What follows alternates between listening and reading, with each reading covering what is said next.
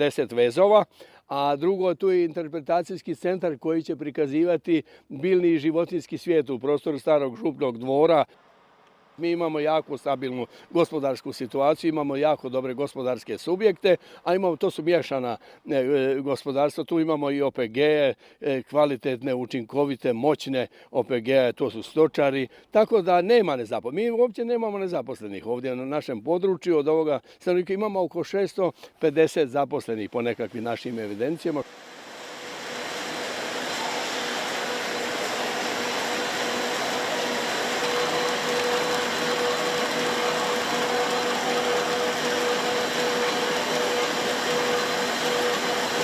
Ja sam Ines Blažeković iz Zatočke, radim u Eko Papiru, lokalnoj firmi ovdje, koja se bavi proizvodnjom papirnatih vrećica. Ovdje ljudi žive, većina rade u tvornicama poput Eko Papira i Fugaplasta, a do količina ih se još bavi poljoprivredom. Super je zato jer smo tu svi svoji, domaći, svi nam idu na ruku, pomažu nam i tako. Ja sam zadovoljna i ostat ću ovdje raditi. I živjet naravno. Evo, ja se zovem Novogradec Miroslav, tu sam već 5. godinu, inače sam iz sela Ždala, mađarsko, manje više mađarsko selo. 5. godina tu u Prekodravlju, to je manje više kao ova Slijepa ulica, ako se tako gleda, ne? Jer ima samo 2 prelaza preko mosta, a s druge strane je pak Mađarska. Ali ima Drava, ima puno prirode, more se na drugu stranu u Mađariju sad bez problema. Ako treba prek vode, prek granice, prek žice ima, prolazi su. Dobro je. A ja sam inače iz Njemačke. To mi je prvi posel u Hrvatskoj. Znači 5. godina, 7 godina živim u Hrvatskoj. Ovak sad živim doma i u biti niš mi ne fali. Moji su roditelji isto iz Ždale. Tako da mi smo ko maleni mađarski prvo učili. Onda smo učili njemački, a hrvatski tak, pokupili malo sin, malo tamo. Ember, december, hideg morcos medven, sűrűt valód szidáló, kiút a hegyekbe. Moj baka i djed pričaju mađarski i dok idemo u bus, onda isto pričaju mađarski isto i onda tak znam isto mađarski. Én vagyok a gépészlegény, én járok a gép tetején, tiszta buzát most csinálok, engem szeretnek kolanyok, de igazán. Evo, ja sam Brankica Foruglaš, predsjednica sam Kulturno-umjetničkog društva Ždala, sad već od 2008. godine i tako da od onda i djelujemo, registrirali smo se 2008. Inače, Kulturno-umjetničko društvo Ždala ima 100-ljetnu tradiciju, u nekoliko navrata se prekidalo i tako da, evo, ali od 2008. konstantno i nastupamo i bili smo 3 puta na Saboru kulture, osvajali prva mjesta na Đakovačkim vezovima, tako da po cijeloj Hrvatskoj smo nastupali već. O Ždali možemo reći da je Ždala tradicijski se nalazi u jednoj potkovi, s jedne strane je omeđena mađarskom granicom, a s druge strane je omeđena sa rijekom Dravom.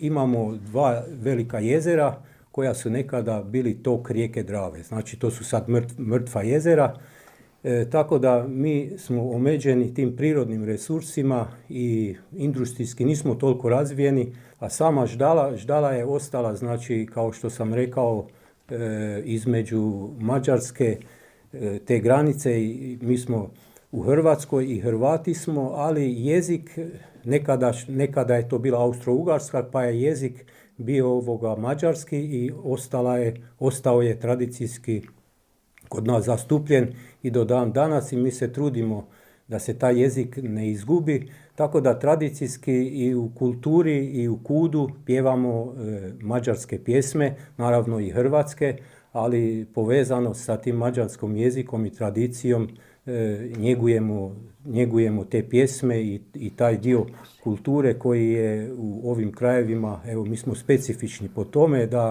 da smo sačuvali kulturu i jezik mađarski, a govorimo hrvatski. Ja sam prihvatila isto taj način života ovdje, prilagodila sam se uz djeda i baku od mog supruga, naučila sam isto tako mađarski, kojim se mogu služiti kad odem negdje ovako, recimo u shopping, ali kod kuće pričamo manje više hrvatski. U našoj školi postoji dopunska nastava, dodatna nastava i izvanškolska nastava, dolazi i neki drugi još, učit i prenositi tu tradiciju mađarskog jezika. Pa mađarski kao jezik je, što se tiče psovki, možda bogatiji od našega. jer oni znaju psovke, mi opsujemo direktno, a oni znaju još okitit psovku. Menj fanjebe. Kaj to znači? Idi k fragu. Ko voli više ići na folklora, ko na ribičiju?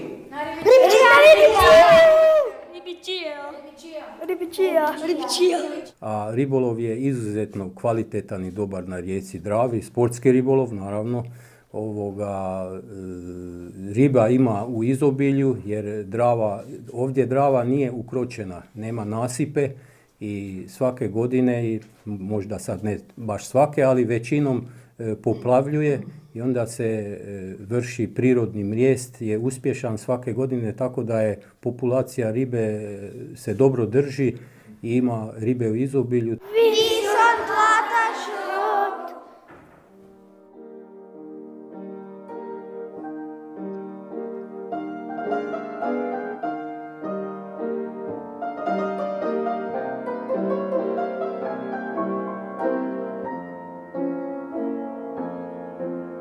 Ja sam Petar Kolarić,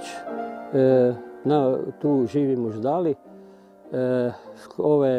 Kiparstvo sam počeo jedno 35 godina, prije sam radio o građevinarstvu i onda od toga mi je znanje postalo tako da mogu armirati i da raditi ove skulpture, i od betona, i od kamena, i od svega.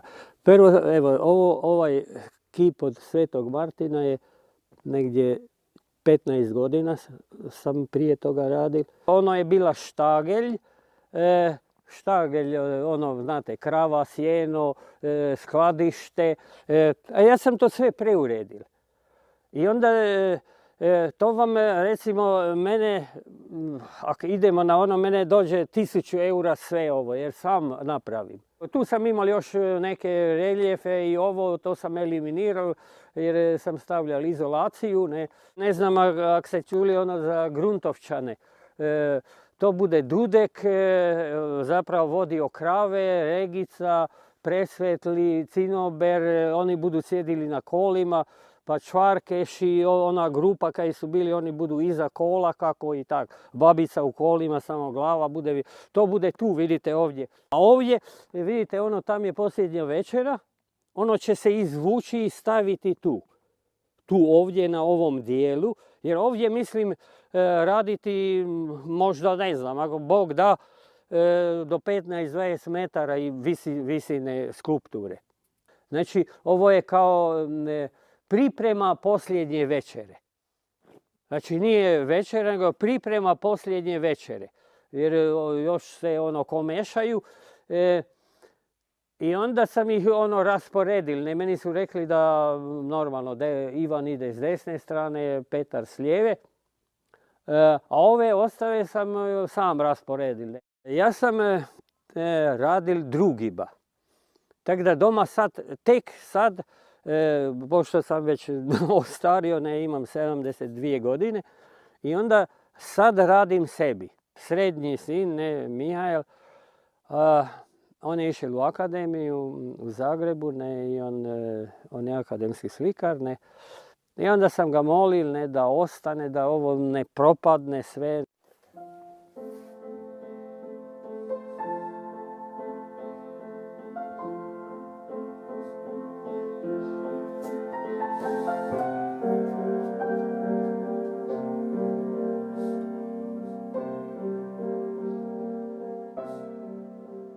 Znači, mi se trenutno nalazimo u galeriji gdje su izloženi 350 radova i dakle na slikama moje možete često vidjeti kritičnost, parodiju, kako bih istaknuo, znači, suvremeno društvo koje vidim kao pojave i te ponašanja kao neka iskrivljena.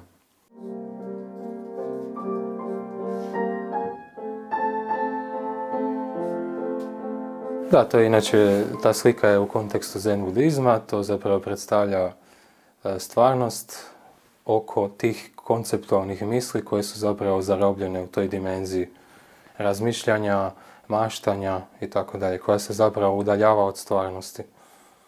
I tako da u ovim malim, kako se zove, komentarima možete zapravo vidjeti misli koje svaki čovjek ima. Pa svakako mislim ovdje ostati i održavati ovo imanje i dalje nastaviti slikati, a i možda čak i kiparstvu se prebaciti.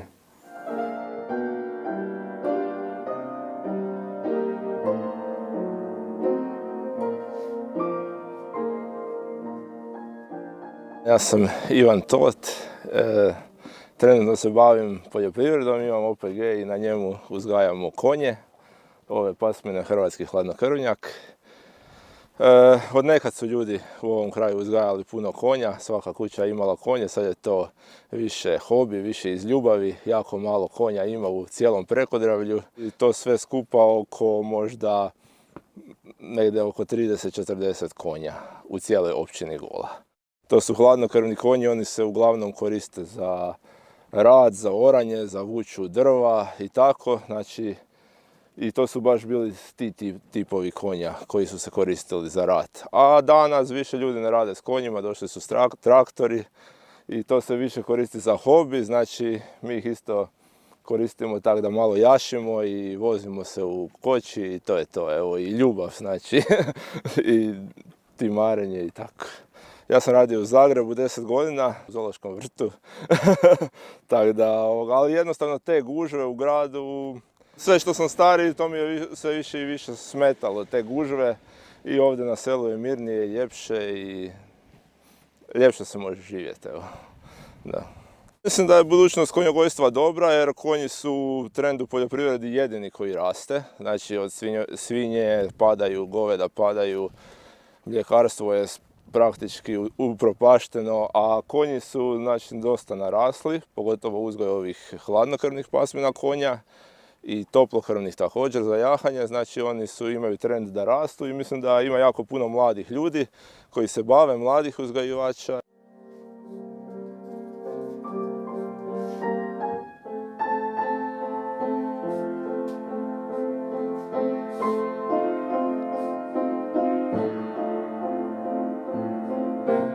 I onda kad je to gotovo, onda se idemo sa glazurama. Znači, čak imamo nekad po 4 puta paljenja. Recimo, ova pisanica je 4 puta paljena.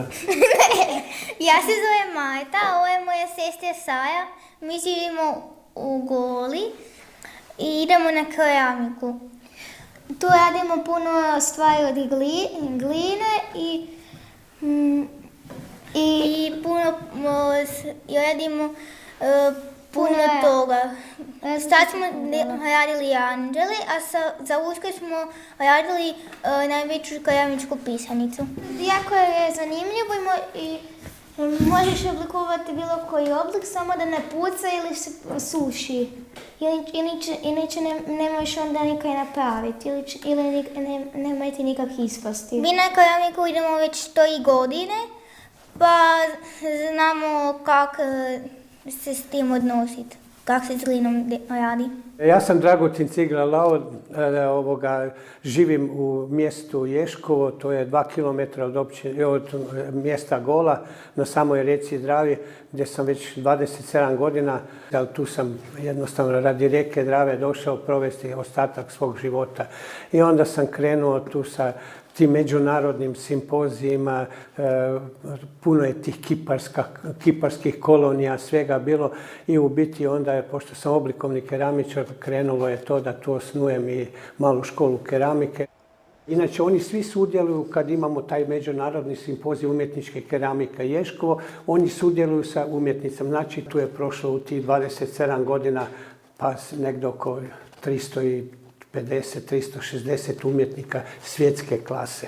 Tako da su oni napravili taj međunarodni simpozij, da smo mi kao Art Centar Ješkovo firma, u biti mi smo u familiji keramike, evropske keramike. Tako da mislim da smo dobro nešto napravili, gdje nas općina Gola pomaže. Znači sad smo mala škola keramike roda iz Gole. Ivan Kožarić, to mi je jedan od mojih idola, bili on je tu dolazio. Ovo sve u biti cijela Zagrebačka akademija.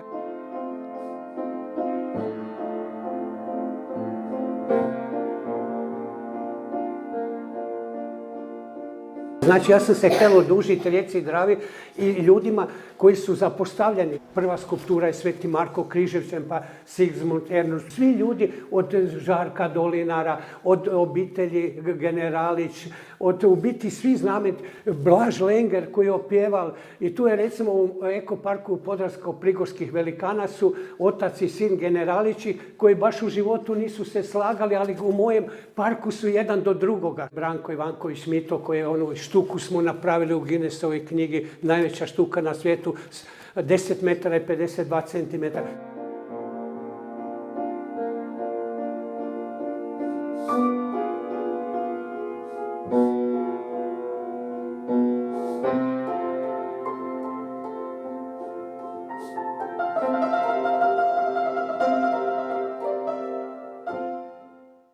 Rijeka Drava u svojoj snazi može potrgati obalu, može oduzeti zemlju ljudima. I zbog toga se na rijeci Dravi grade ovakvi sprudovi da bi se usmjerio tok rijeke Drave da nam što manje uzme ovog našeg Prekodravlja koje je i tako stisnuto upravo između rijeke Drave i mađarske granice. Drava i dan danas plavi ovo područje, ali ne prelazi preko nasipa, tako da su sela i polja zaštićeni. No ovaj dio od rijeke do nasipa, to je na nekim dijelovima puno veći. Tu rastu ovi naši šumarci, šibici, kak mi velimo. Tu je bogatstvo biljnog i životinjskog svijeta. Tu je mir za sve životinje, za ptice, za srne, za jelene, za naše rode, po kojima je i selo Gola dobilo naziv, jer roda na mađarskom se kaže Goja i tako smo mi to prisložili na naše, da bude Gola. Iako postoji još jedna varijanta da je Gola dobila ime po Golom polju, gdje nije ništa raslo, upravo zbog tog naplavnog područja gdje se sve uništilo. Ja sam počela praćenje roda sa svojim učenicima 2018. godine. Ove godine, 2025. godine, imali smo 30 aktivnih gnijezda, imali smo 64 odrasle rode i 80 mladih roda. Sveukupno 144 rode boravile su 2025. godine u Goli. Naša općina svim rodama na naše električne stupove postavlja stalke za lakše građenje gnijezda.